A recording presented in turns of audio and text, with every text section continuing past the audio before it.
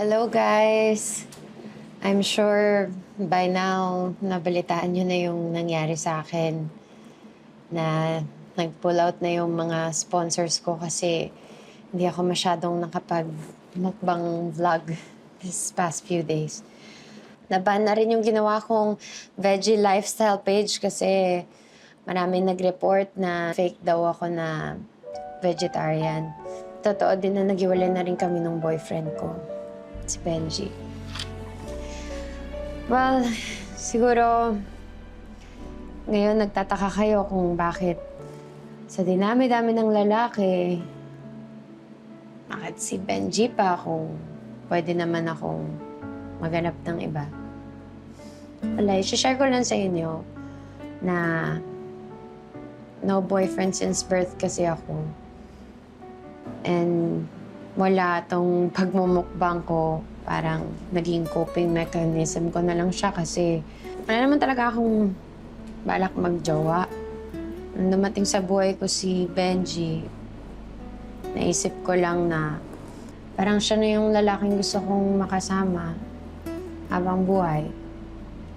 Sobrang mahal ko lang talaga siya kaya ginagawa ko lahat, huwag lang siya mawala sa akin. O baka naman takot lang din ako mag-isa. So, ayun. Nakakalaban ko, wala. Ito pa rin ako. Mag-isa pa rin ako. So, tara. Kain na lang natin yan. Let's eat.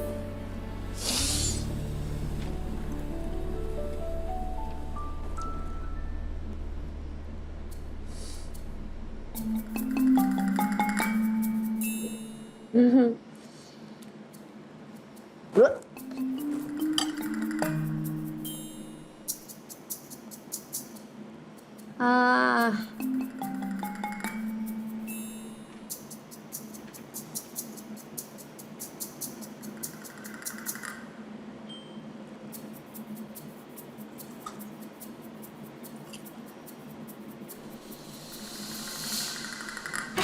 Bakit parang mas masarap yung gulay kasi dun sa karne?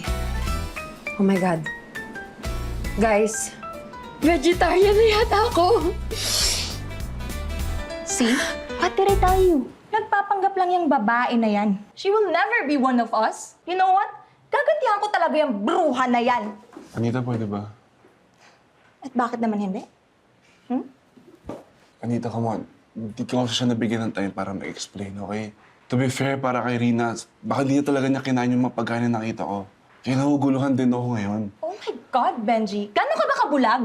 Ha? Ano ba bang ebidensya yung kailangan mo para lang mapatunayan na yung babae na yan is just a great Tito, tita, pasensya na po kung pumunta akong hindi nagpapaalam. Ang kapal din talaga ng mukha mo, no? Shut up, pwede. Benji, pwede ba tayo mag-usap? Rina.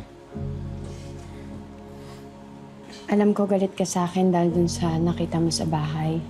Hindi ko naman talaga balak kainin yung mga pagkain na yun eh.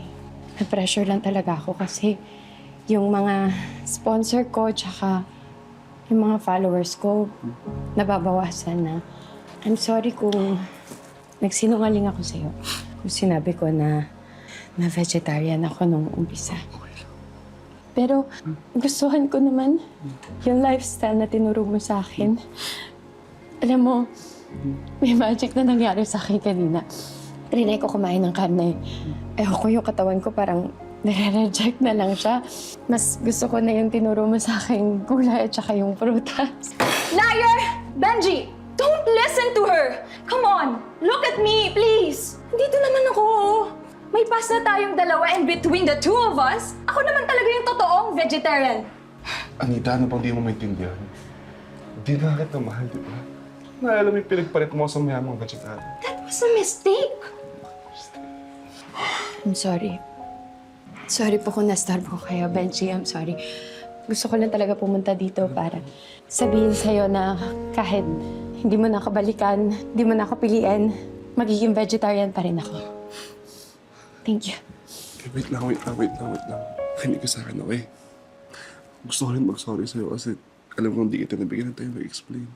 Sorry kasi naging unfair ako sa'yo. Sorry kasi pinili kitang bitawan na lang kagad. Sorry. Sorry. Sorry. I hate you both!